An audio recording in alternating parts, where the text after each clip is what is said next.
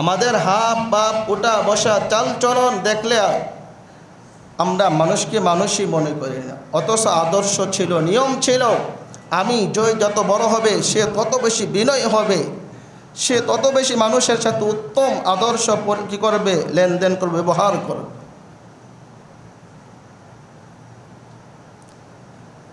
কিন্তু না,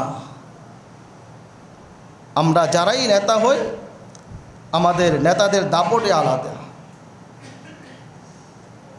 আমাদের নেতাদের চাল চলন ব্যবহারে আলাদা। তখন আর কাউকে চিনে না, তখন কাউকার মানুষকে মানুষ মনে হয় না। দেখেন আব্দুল মুত্তালিব বেচারা যদি বলে যে না আমি বৃষ্টি দিতে পারবো না, তাহলে তো নেতাগুলি থাকবে না, নেতাগুলি ছুটে যাবে। কিসের নেতা হয়েছে তুমি, বৃষ্টি দিতে পারো না? আব্দুল মুত্তালিব বললেন অমুক দিন অমুক সময় তোমরা ওয়াদিয়ে ফাতেমা নামক উপত্যকায় উপস্থিত হবে। এই দিক দিয়ে আব্দুল মুত্তালিব ওই জমানার বড় পাদ্রী ছিল, সবচেয়ে বড় গণক ছিল। কারণ আমার আপনার নবীর আলোচনা তাওরাতও আছে, জাবুরও আছে, ইনজিলও আছে। কোন দিন কোন সময় নবী দুনিয়াতে আগমন করবে সে কতটুকু উল্লেখ আছে। আব্দুল মুত্তালিব সরাসরি চলে গেলেন ওই জমানার সবচেয়ে বড় গণক যিনি, সবচেয়ে বড় পাদ্রী যিনি, তার নিকটে চলে গেলেন। গিয়ে বললেন হে পাদ্রী, গণনা করে দেখো আমার নাতি মুহাম্মদ দুনিয়াতে দুনিয়াতে আগমন করার সময় হয়েছে কিনা। পাদ্রী তাওরাত কিতাব হাতে নিয়ে দেখলেন যে হ্যাঁ মুহাম্মদ দুনিয়াতে আগমন করার সময় হয়ে গিয়েছে। যে আজকের রাত্রে শুভে সাদিকের সময় পৃথিবীকে উদ্ভাসিত করে আলোকিত করে দু জাহানের কান্ডারি নবী, মায়ার নবী দুনিয়াতে আগমন করবেন। আব্দুল মুত্তালিব শুভে সাদিকের পূর্বেই বৌমার ঘরের সামনে উপস্থিত, বলতেছে আমার নাতি আমার কাছে দাও। আমেনা বলতেছে একটু অপেক্ষা করুন, আপনার নাতিকে আপনার কোলে দিতেছি।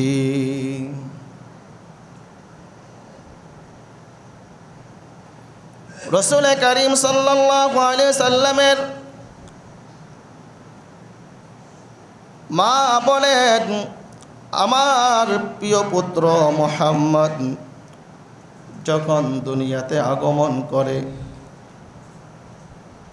দুনিয়াতে আগমন করার সময় অন্যান্য সন্তানদের যে অবস্থা হয়ে থাকে, যে দুর্গন্ধ হয়ে থাকে, বলে আমার নবী আমার সন্তান যখন দুনিয়াতে আগমন করে ভূমিষ্ঠ হওয়ার সময় বিন্দু পরিমাণ কোনো দুর্গন্ধ ছিল না। অন্যান্য সন্তানেরা যখন দুনিয়াতে আগমন করে, দুনিয়াতে আসার পরে তাদের নাভি কাটতে হয়, অর্থাৎ নাভির সাথে যে আপনার থাকে নাভি কাটতে হয়, নাভি কাটার প্রয়োজন পড়ে। কিন্তু আমার আপনার পানের নবী কুদরতিভাবেই মার পেট থেকে নাভি কাটা অবস্থায় আগমন করেছেন। দুনিয়াতে আসার পর সন্তানদেরকে মুসলমানি করানো হয়, মুসলমানি করাতে হয়। কিন্তু আমার আপনার প্রাণের নবী দু জাহানের নবী কান্ডারি নবী মায়ার নবী রাহমাতাল লিল আলামিন সাল্লাল্লাহু আলাইহি ওয়াসাল্লামকে আল্লাহ তাআলা কুদরতিভাবে মার পেট থেকে মুসলমানি করা অবস্থা দুনিয়াতে প্রেরণ করেন। দুনিয়াতে যখন সন্তান ভূমিষ্ঠ হয়, সন্তান ভূমিষ্ঠ হওয়ার পরে সন্তানের শরীরে বিভিন্ন রক্ত, বিভিন্ন ময়লা আবর্জনা লেগে থাকেন। আমেনা বলতেছেন, না না না, আমার নবী এত পরিষ্কার এত স্বচ্ছভাবে দুনিয়াতে আগমন করেছেন, অন্যান্য সন্তানদের মতো তিনি ছিলেন না। নবী যখন দুনিয়াতে আগমন করলেন, পৃথিবীতে আগমন করলেন, জমিনে মার পেট থেকে পড়লেন, জমিনের উপর দুনো হাত দ্বারা তিনি ঠেক লাগালেন, ভর দিলেন এবং এক মুষ্টি মাটি নিয়ে তিনি আসমানের দিকে তাকাইলেন। বলেন সুবহানাল্লাহ। অন্য অন্য রাওয়ায়াতে পাওয়া যায় রসুল মার পেট থেকে সেই নামাজের সুরতে আত্তাহিয়াতুর সুরতে বসে রসুল কারীম সাল্লাল্লাহু আলাইহি সাল্লাম হাত দ্বারা যখন ইশারা করলেন, রসুলের হাতের ইশারায় পুরা পৃথিবী আলোকিত হয়ে যায়। আমেনা এবার রসুল কারীম সাল্লাল্লাহু আলাইহি সাল্লামকে, ছোট বাচ্চা মুহাম্মদ সাল্লাল্লাহু আলাইহি সাল্লামকে সুন্দর করে কাপড় পেঁচিয়ে দাদা আব্দুল মুত্তালিবের কোলে তুলে দিলেন। এবার দাদা আব্দুল মুত্তালিব এক দৌড়ে ও দিয়ে ফাতেমা নামক উপত্যকায় চলে গেলেন, যেখানে লোকজন আগে থেকে জমা হয়ে আছেন। আমাদের নেতা বলছে বৃষ্টি দিবে।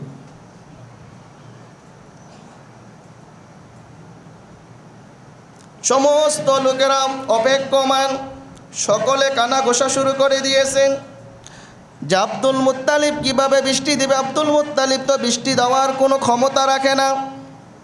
আব্দুল মুত্তালিব 14 গোষ্ঠী বৃষ্টি দিতে পারবে না। যে সময় দিয়েছে সময় ওভার হয়ে গিয়েছে।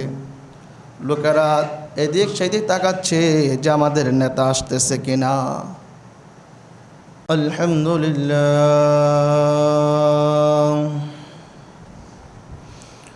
আলহামদুলিল্লাহ নাহমাদুহু ওয়া নাস্তাঈনুহু ওয়া নাস্তাগফিরুহু ওয়া নু'মিনু বিহি ওয়া নাতাওয়াক্কালু আলাইহি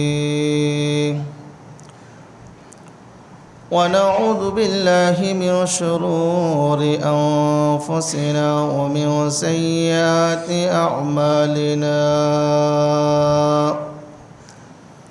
من يهده الله فلا مضل له ومن يضلله فلا هادي له. ونشهد أن لا إله إلا الله وحده لا شريك له لا جد له ولا ند له ولا مثل له ولا مثيل له.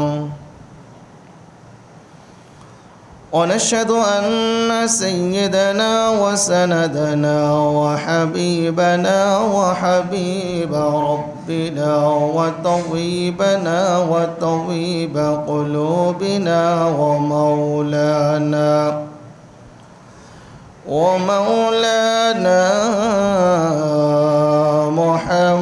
محمدا عبده ورسوله الذي أرسله بالحق بشيرا ونذيرا وداعيا إلى الله بإذنه وسراجا منيرا. أما بعد فقد قال الله سبحانه وتعالى في كلامه المجيد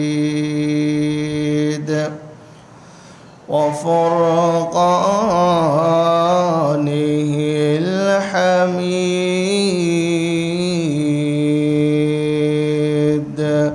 أعوذ بالله من الشيطان الرجيم. بسم الله الرحمن الرحيم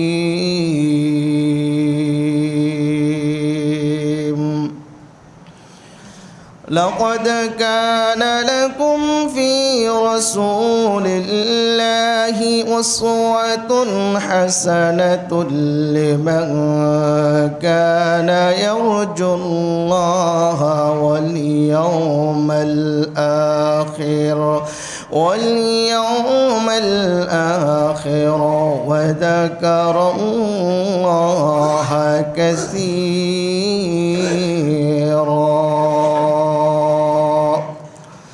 عن عائشة رضي الله تعالى عنها قالت كان خلقه القرآن.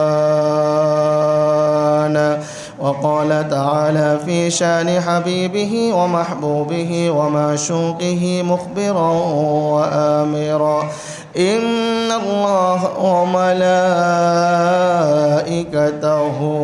يصلون على النبي يا أيها الذين آمنوا صلوا عليه وسلموا تسليما.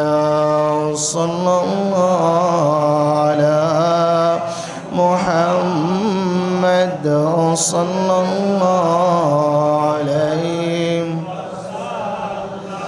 صلى الله على محمد صلى الله عليه.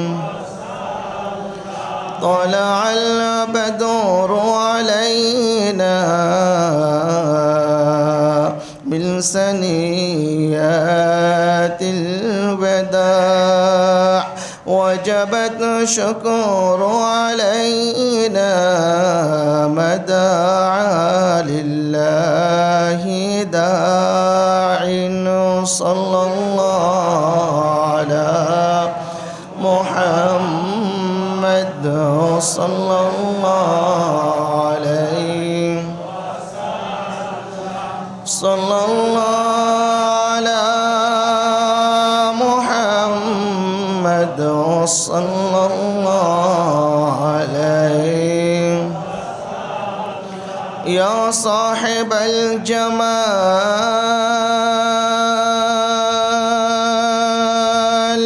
ويا سيد البشر من وجهك المنير لقد نور القمر. صلى الله على محمد صلى الله عليه صلى الله على محمد صلى الله عليه. بلغ العلا بكماله كشف الدجى بجماله حسنت جميع خصاله. صلوا عليه وآله. لا إله لا إله إلا الله لا إله إلا الله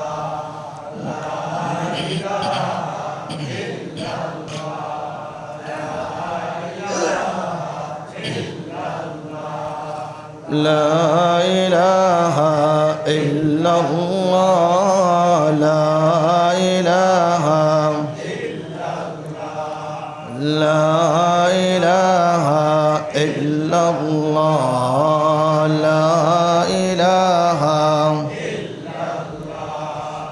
لا إله إلا الله لا إله لا إله إلا الله لا إله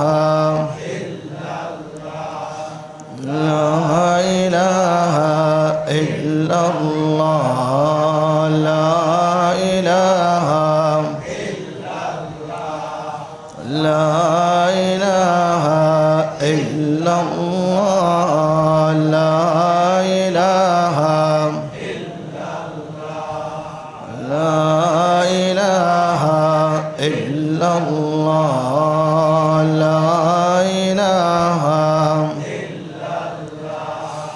লা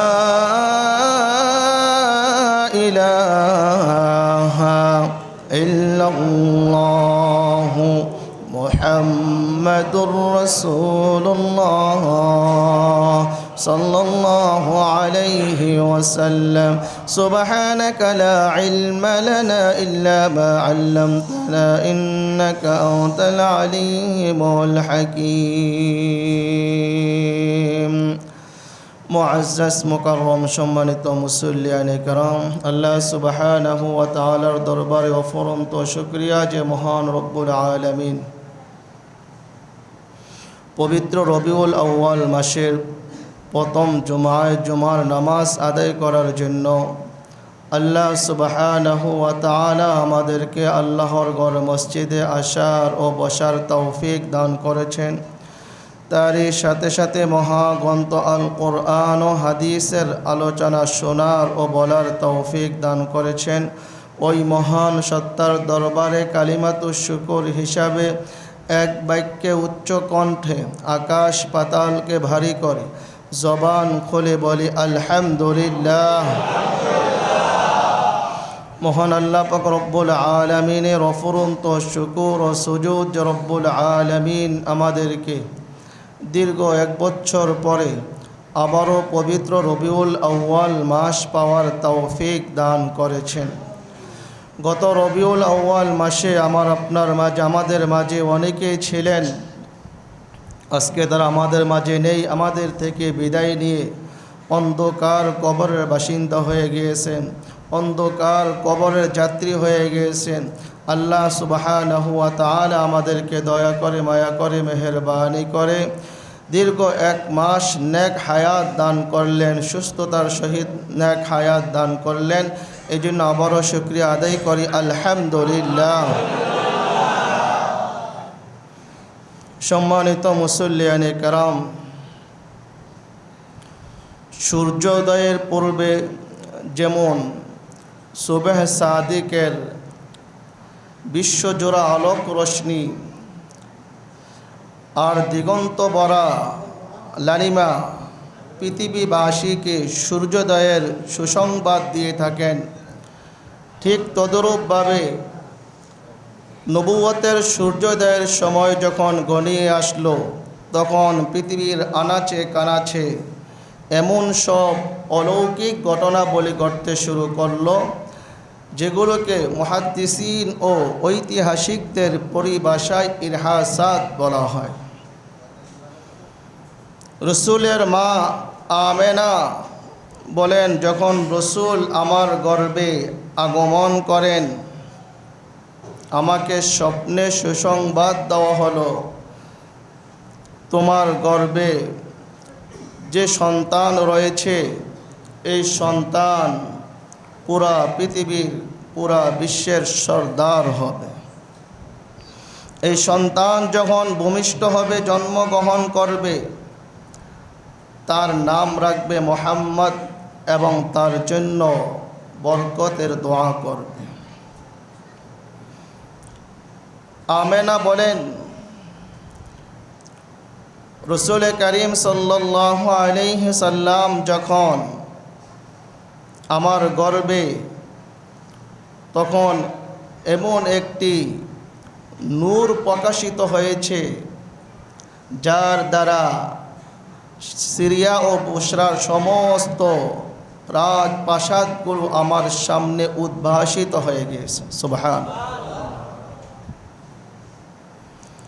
আমেনা বলেন, রসুল করিম সাল্লাল্লাহু আলাইহি ওয়াসাল্লাম যখন আমার গর্ভে কোনো সন্তান যখন গর্ভে আসে, মায়েদের যে কষ্ট হয়ে থাকে,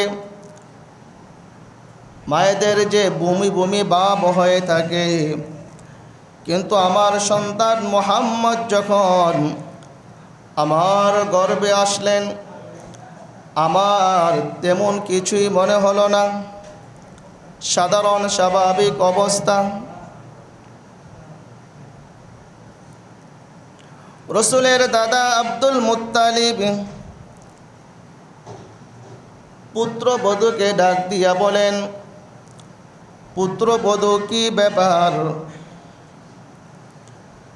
আমি বাইতুল্লাহর মোতাওয়াল্লি হিসাবে পৃথিবীর এমন কোনো প্রান্ত নাই, এমন কোনো দেশ নাই যেই দেশে আমি সফর করি নাই।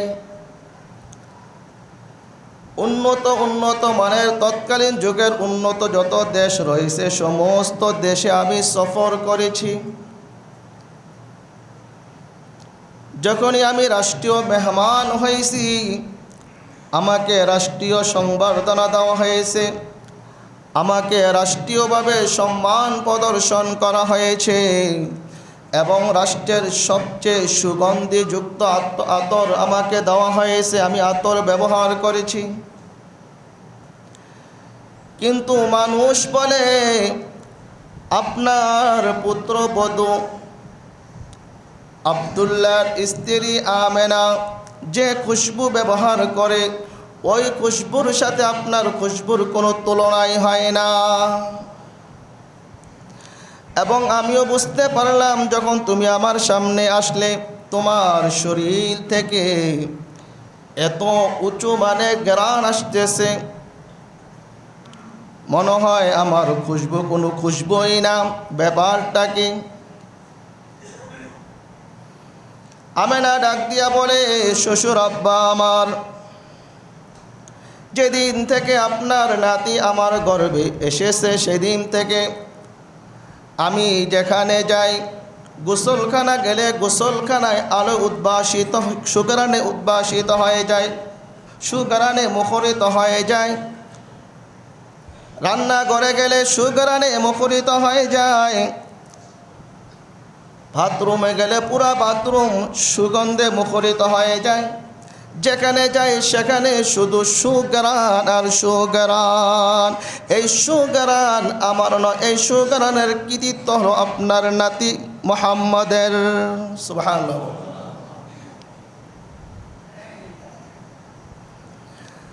আমেনা বলেন,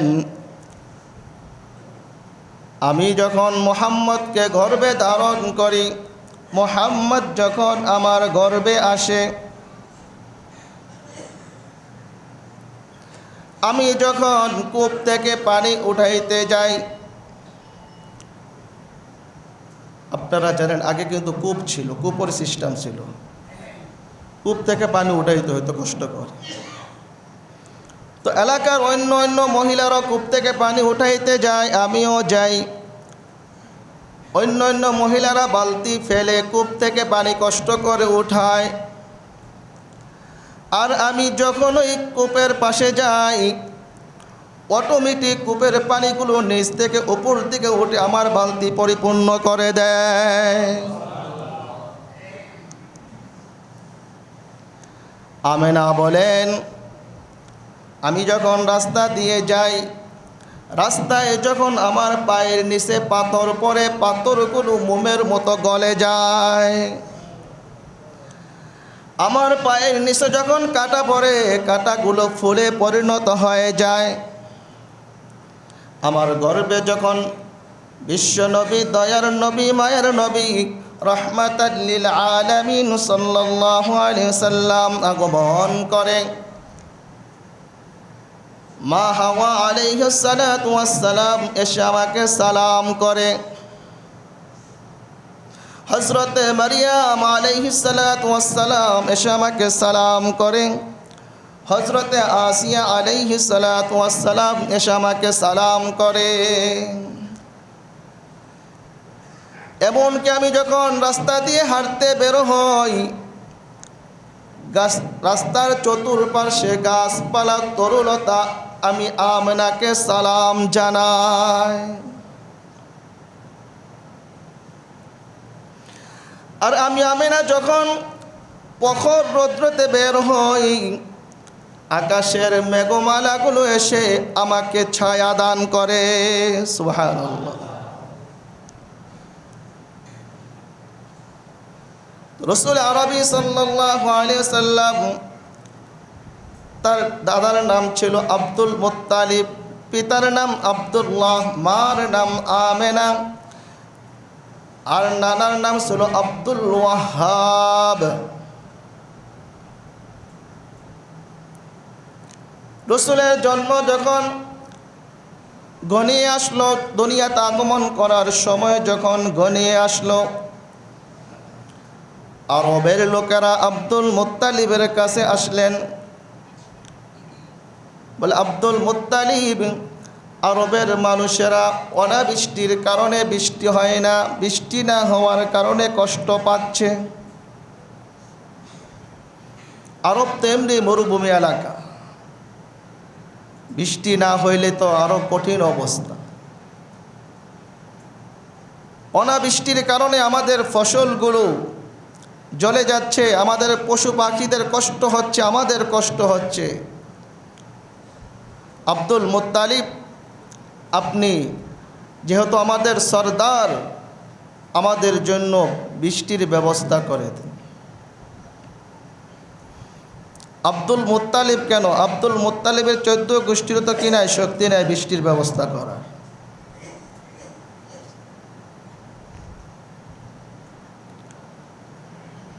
যদি বলে আমি বৃষ্টির ব্যবস্থা করতে পারবো না, তাহলে তো নেতাগরি সিটটা যাব। নেতাগো ভাব বেশি না, বাবুই তো আলাদা, তাদের হাব ভাবে তাদের আশপাশ দিয়ে চলার মতো না।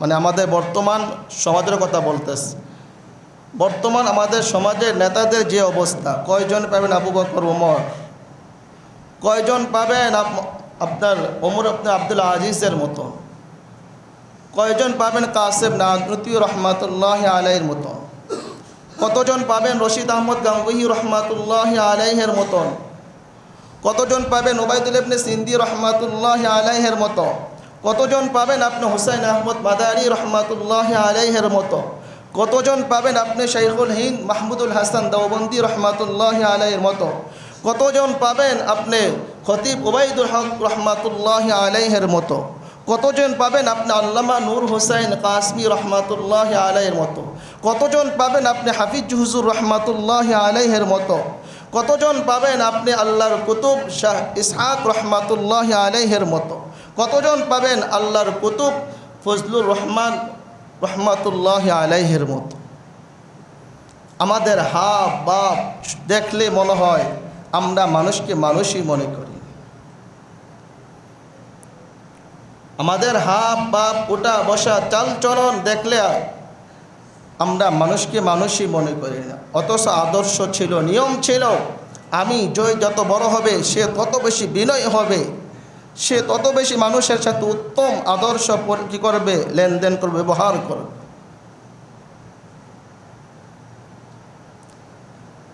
কিন্তু না, আমরা যারাই নেতা হই আমাদের নেতাদের দাপটে আলাদা, আমাদের নেতাদের চাল চলন ব্যবহারে আলাদা। তখন আর কাউকে চিনে না, তখন কাউকার মানুষকে মানুষ মনে হয় না।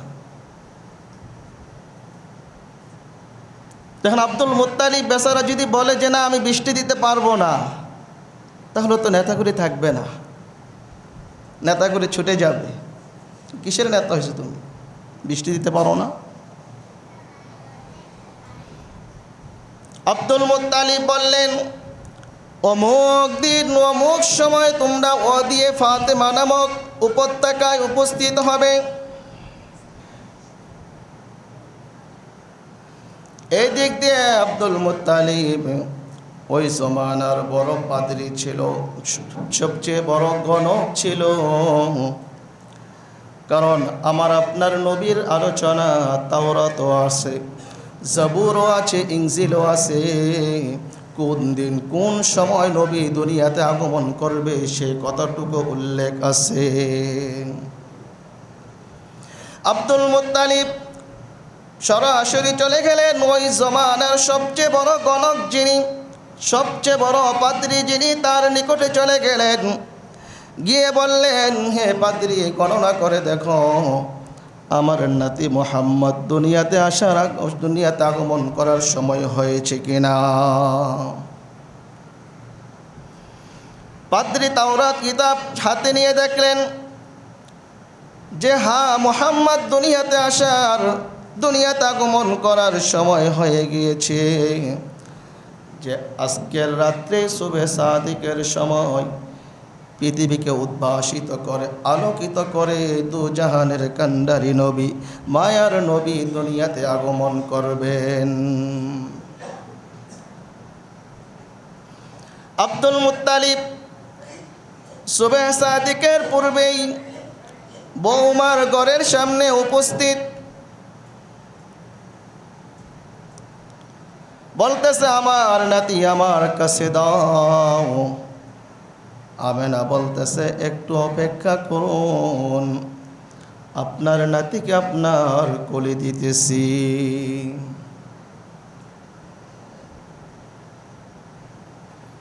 রাসূল করিম সাল্লাল্লাহু আলাইহি সাল্লামের মা বলেন, আমার প্রিয় পুত্র মুহাম্মদ যখন দুনিয়াতে আগমন করে, দুনিয়াতে আগমন করার সময় অন্যান্য সন্তানদের যে অবস্থা হয়ে থাকে, যে দুর্গন্ধ হয়ে থাকে, বলে আমার নবী, আমার সন্তান যখন দুনিয়াতে আগমন করে ভূমিষ্ঠ হওয়ার সময় বিন্দু পরিমাণ কোনো দুর্গন্ধ ছিল না।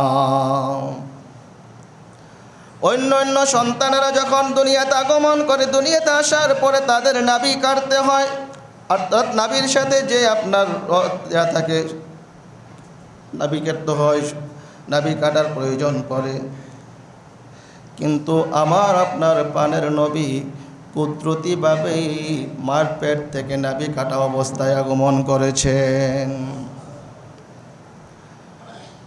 দুনিয়াতে আসার পর সন্তানদেরকে মুসলমানি করানো হয়, মুসলমানি করাতে হয়। কিন্তু আমার আপনার পানের নবী, দু জাহানের নবী, কান্ডারি নবী, মায়ার নবী, রাহমাতাল লিল আলামিন সাল্লাল্লাহু আলাইহি ওয়াসাল্লামকে আল্লাহ তাআলা কুদরতিভাবেই মার পেট থেকে মুসলমানি করা অবস্থা দুনিয়াতে প্রেরণ করেন।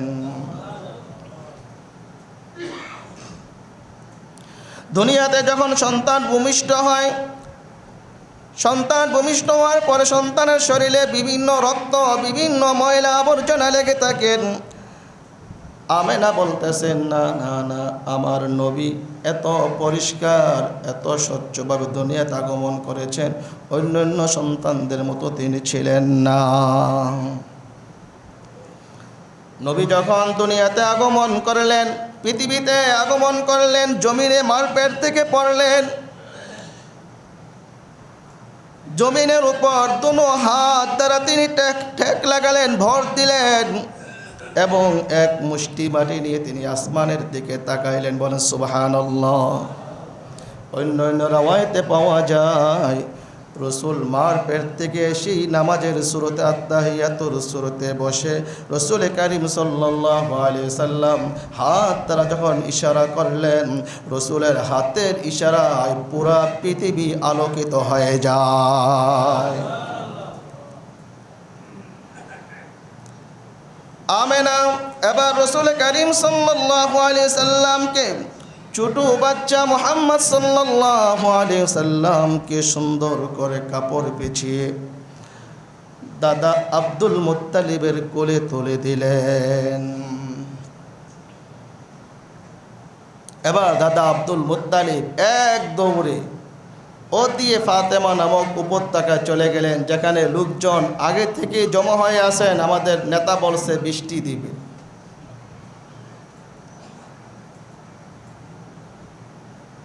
সমস্ত লোকেরা অপেক্ষমান, সকলে কানা ঘোষা শুরু করে দিয়েছেন যে আব্দুল মুত্তালিব কিভাবে বৃষ্টি দিবে। আব্দুল মুত্তালিব তো বৃষ্টি দেওয়ার কোনো ক্ষমতা রাখে না। আব্দুল মুত্তালিব 14 গোষ্ঠ বৃষ্টি দিতে পারবে না। যে সময় দিয়েছে সময় ওভার হয়ে গিয়েছে। লোকেরা এদিক সেদিক তাকাচ্ছে যে আমাদের নেতা আসতেছে কিনা। হয়ে গেলে ইমাম সাহেব হোক, বক্তা হোক, আর যে কেউ হোক, নেতা হোক, যদি না আসে লোকদের মধ্যে একটা বিরক্তির ভাব চলে আসে এবং লোকেরা এদিক সেদিক তাকাইতে থাকে। কিরে সময় হয়ে গেল, এখনও তো ইমাম সাহেব আসে নাই, এখন তো নামাজে দাঁড়াচ্ছে না। সময় হয়ে গেল, টাইম দিছে 10টা বাজে, এখনও আমাদের প্রধান অতিথি এখনও আসে নাই। সময় হয়ে গেল, নেতাজি সময় দিছে আমাকে 11টা বাজে, এখনও আমার নেতার আসার খবর নাই। তো নেতা তো মনে করে যে না, আমার নিয়ে কেউ সমালোচনা করবে না, কিন্তু ঠিকই সমালোচনা করে। হয়তো নেতার সামনে সমালোচনা করে না, নেতার পিছনে ঠিকই সমালোচনা করে। নেতার কি নাই, টাইমের কোনো কি নাই, ঠিক নাই, ওয়াদার কোনো ঠিক নাই, বক্তার টাইমের কোনো কি নাই, ঠিক নাই, ওয়াদার কোনো ঠিক নাই। আসে না বক্তারা, টাইম দিয়ে একটা আসে, আরও 1 ঘন্টা 2 ঘন্টা পরে, এগুলা ঠিক না। ওয়াদা ঠিক রাখতে হবে। ওয়াদা এটা সবচেয়ে গুরুত্বপূর্ণ জিনিস। আমার রসুল একবার এক ইহুদির সাথে ওয়াদা করেছিলেন যে অমুক সময় অমুক মুহূর্তে মসজিদে আমি তোমাকে সাথে কী দেবো, সাক্ষাৎ দিব, অমুক সময় আইসো, তোমার সাথে কথা বলব। ও ইহুদির বাচ্চা বাড়িতে যাওয়ার পরে ভুলে গেলেন, অথবা ইচ্ছা করে সে গাদ্দারি করলো রসুলের সাথে। রসুল তো এখানে মসজিদে বসে আছে, এশার নামাজ পড়ে ফেলছে, এশার নামাজের পরে রসুলের বাসায় যাওয়ার কথা, বাসায় যাচ্ছে না। সাহাবায়ে কেরাম টেনশনে পড়ে গেলেন যে রসুল এখনও আসতেছে না কেন। সাহাবায়ে কেরাম এসে দেখলেন যে রসুলের মসজিদে বসা। জিজ্ঞাসা করলেন, ইয়া রসুল আল্লাহ, ইয়া হাবিব আল্লাহ, এশার নামাজ তো পড়ে ফেলেছেন, আপনি এখনও কেন মসজিদে বসে আছেন? রসুল বললেন, আমি এক ইহুদির সাথে অঙ্গীকারবদ্ধ হয়েছি, এক ইহুদিকে আমি সময় দিয়েছি এশারের পরে তার সাথে আমি কথা বলবো। ইহুদিও বলেছে সে এশার নামাজের পরে আসবে, কিন্তু সে এখনও আসতেছে না। যেহেতু আমি তার সাথে ওয়াদা করেছি, আমি তো ওয়াদা ভঙ্গ করতে পারি না। এই ইহুদি প্রায় গভীর রজনীতে আসলেন, অনেক রাত্র হয়ে গেল, আসছেন। আয়সা দেখে আমার আপনার প্রাণের নবী তিনি মসজিদে বসা আছেন। সুবহানাল্লাহ। ইহুদি রসুলকে ডাক দিয়া বলেন, হে আল্লাহর রসুল সাল্লাল্লাহু আলাইহি ওয়াসাল্লাম, আপনি এখনো মসজিদে বসে আছেন? বলতেছে, হ্যাঁ, আমি তোমার সাথে ওয়াদা করেছি, তোমার সাথে প্রতিশ্রুতি দিয়েছি, আমি তোমাকে সাথে কথা বলবো। সুতরাং কোনো মুমিন তার ওয়াদা প্রতিশ্রুতি ভঙ্গ করতে পারে না। রসুলের এই আদর্শ দেখে ওই ইহুদি বললেন, ইয়া রাসূলুল্লাহ, ইয়া হাবিবাল্লাহ, আপনি আমাকে কালিমা পড়ান, কালিমা পড়াই আমাকে মুসলমান বানিয়ে দিন। রসুল ওই ইহুদিকে কালিমা পড়ালেন, আশহাদু আল্লা ইলাহা ইল্লাল্লাহু ওয়াহদাহু লা শারীকা লাহু ওয়া আশহাদু আন্না মুহাম্মাদান আবদুহু ওয়া রাসূলুহু লা ইলাহা ইল্লাল্লাহু মুহাম্মাদুর রাসূলুল্লাহ। রসুলের হাতে হাত রেখে ওই ইহুদি মুসলমান হয়ে গেলেন। সুবহানাল্লাহ।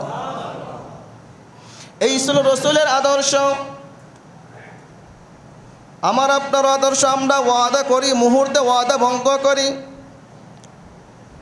লা ঈমানা লিমান লা আমানাতা লাহু ওয়া লা ঈমানা লিমান লা আহদা লাহু। যার ঈমান নাই তার আমানত নাই, যার অঙ্গীকার রক্ষা নাই তার ঈমান নাই। ওয়াদা যারা রক্ষা করে না সে কেমন যেন মুসলমান নয়। এই জন্য ওয়াদা রক্ষা করার কথা কোরআন হাদিসে বিশেষভাবে গুরুত্ব আরোপ করা হয়েছে, গুরুত্ব আরোপ দেওয়া হয়েছে যে ওয়াদা রক্ষা করতে হবে, ওয়াদার হেফাজত করতে হবে।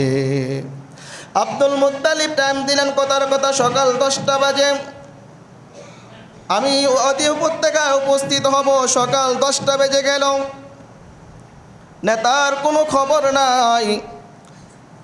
হঠাৎ নেতা যখন অনেক সময় চলে গেল, ফাতেমা নামক উপত্যকায় উপস্থিত হয়ে গেলেন। হাজার হাজার লোক নেতাজির জন্য অপেক্ষমান। আমার আপনার নেতা আসবে, নেতা বৃষ্টির ব্যবস্থা করবে।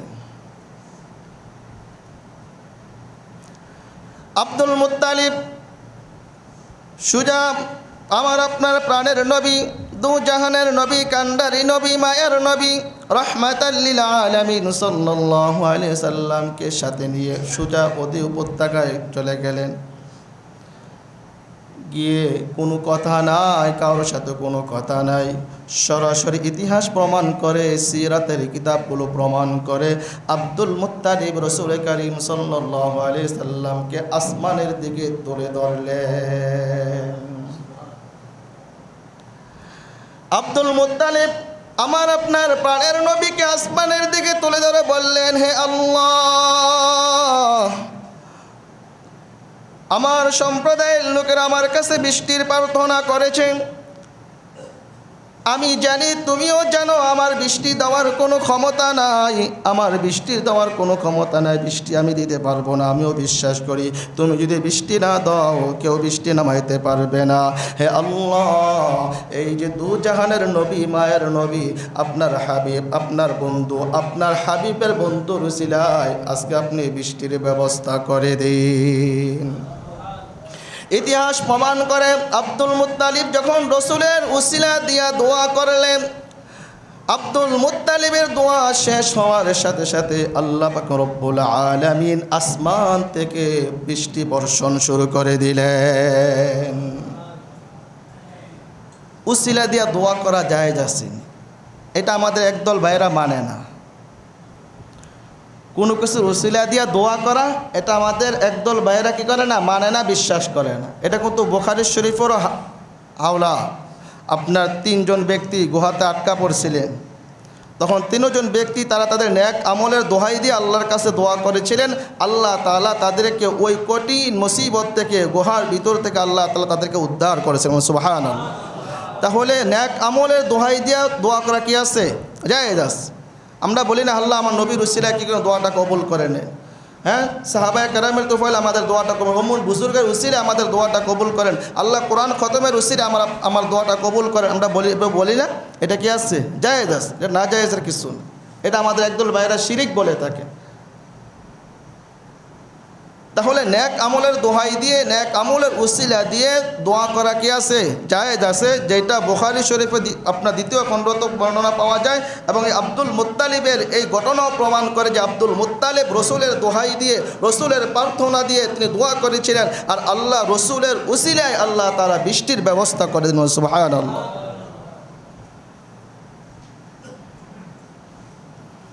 প্যারা হাজিরিন, দু জাহানের কান্ডারি নবী রাহমাতাল লিল আলামিন সাল্লাল্লাহু আলাইহি সাল্লাম যখন দুনিয়াতে আগমন করেন,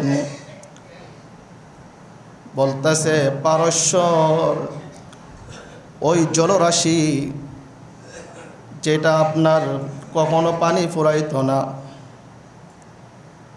যেটা কখনো পানি ছিল না, রাসূল করিম সাল্লাল্লাহু আলাইহি ওয়াসাল্লামের আগমনের সাথে সাথে ওই নদী পানি পরিপূর্ণ হয়ে গেল। এবং পারস্যের ওই অগ্নিকুণ্ড, ওই আগুন, যে আগুন 1000 বছর ধরে চলতেছিল, চলমান ছিল, জ্বলতেছিল, রাসূল করিম সাল্লাল্লাহু আলাইহি ওয়াসাল্লামের দুনিয়ায় আগমনের সাথে সাথে পারস্যের ওই অগ্নি নিভে গিয়েছে। রসুলের আম্মা বর্ণনা করেন, রসুল করিম সাল্লাল্লাহু আলাইহি ওয়াসাল্লাম যখন দুনিয়াতে আগমন করলেন, দুনিয়াতে যখন আসলেন, এমন একটি আলো, এমন একটি নূর বিস্ফোরিত হলো, এমন একটি নূর চমকাইল, যার কারণে পুরা পৃথিবী রসুলের মার সামনে উদ্ভাসিত হয়ে গেল, আলোকিত হয়ে গেল। তিনি হলেন আমার আপনার নবী, তিনি হলেন আমার আপনার প্রাণের নবী।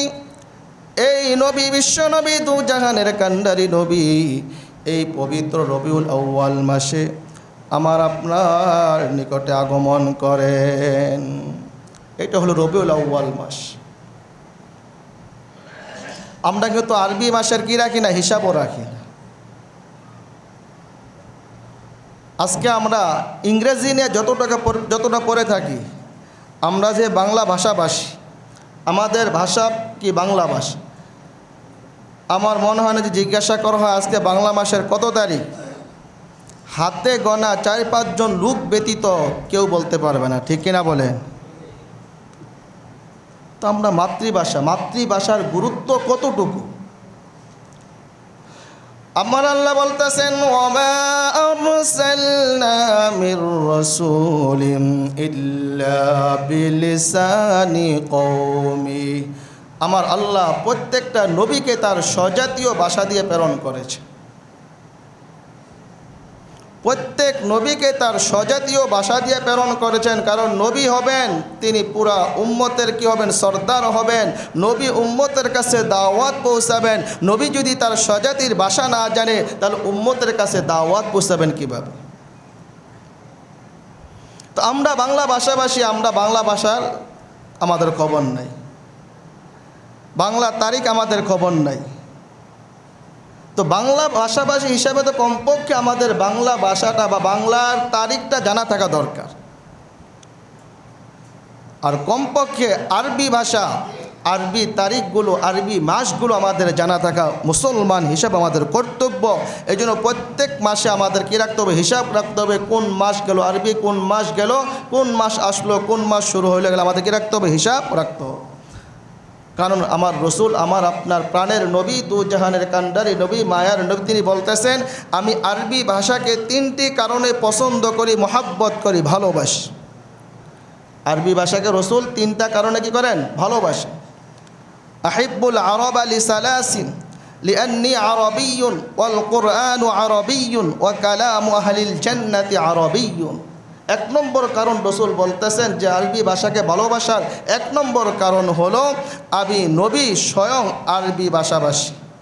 আমার ভাষা, আমার মাতৃভাষা আরবি ভাষা, যেহেতু আমার মাতৃভাষা আরবি ভাষা, এই জন্য আমি আরবিকে মহাব্বত করি। সুতরাং আমরা যেহেতু বাংলা ভাষার অধিকারী, আমরা আমাদের মাতৃভাষা বাংলা ভাষাকে ভালোবাসবো তো ইনশাআল্লাহ। 2 নম্বর, ওয়াল কুরআনু আরবিয়্যুন। কোরআন আরবি ভাষায় অবতীর্ণ হয়েছে, নাজিল হয়েছে। কোরআনের ভাষাটাও কি আরবি ভাষা। তাহলে আমরা আরবিকে ভালোবাসবো, কোরআনকে ভালোবাসবো, কোরআনের মহাব্বতে আমরা আরবি ভাষাকে ভালোবাসবো।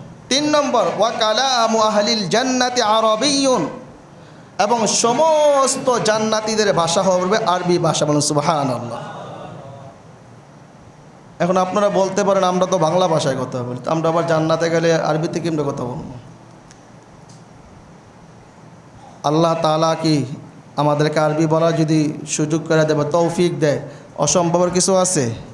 হ্যাঁ, যে আল্লাহ বাংলা ভাষা আমাকে আপনাকে কথা বলাচ্ছেন, ওই আল্লাহ কি আরবি ভাষা আমাকে আপনাকে কথা বলাতে পারবেন না? অবশ্যই পারবেন। তাহলে আমরা আরবি ভাষাকে মহাব্বত করব, ভালোবাসবো কয়টি কারণে? 3টি কারণে। 1 নম্বর হলো রসুলের ভাষা আরবি, কোরআন আরবি ভাষা অবতীর্ণ হয়েছে। 2 নম্বর হলো আমরা যখন মৃত্যুবরণ করার পরে জান্নাতে চলে যাব, সমস্ত জান্নাতবাসীদের ভাষা হবে আরবি ভাষা। এই জন্য আমরা কি করব, এই আরবি ভাষাকে ভালোবাসবো এবং আরবি মাসের হিসাব রাখবো, যে আরবি মাসের কোন মাস গেল, কোন মাস আসলো, কোন মাস চলতেছে, কত তারিখ চলতেছে। এটা হাদিস দ্বারা প্রমাণিত, আহসু হিলাল আলী শাবান আলী রমাদান, যে তোমরা কি করো, আরবি মাসগুলোর হিসাব রাখো। শাবান মাসের কত দিন গেল, কত দিন বাকি আছে, রমজান মাসে কত দিন বাকি আছে, এরকম হিসাব রাখো। এবং প্রত্যেক মাসে আপনার যখন চাঁদ উঠবে, চাঁদ দেখে আল্লাহর কাছে দোয়া করবেন, আল্লাহ দোয়া কবুল করবেন। আল্লাহ তাআলা আমাদের সকলকে রসুল করিম সাল্লাল্লাহু আলাইহি ওয়াসাল্লামের এই পবিত্র জন্মের মাস, আলোচনা চলতে থাকবে, রবিউল আউয়ালের আলোচনা দেখবেন 7-8 সপ্তাহ চলতেই থাকবে ইনশাআল্লাহ। আল্লাহ তাআলা আমাদেরকে রসুলের এই জন্মের মাসের পরিপূর্ণ সম্মান করার তৌফিক দান করেন। ওয়া আখিরু দাওয়ানা আলহামদুলিল্লাহি রাব্বিল আলামিন।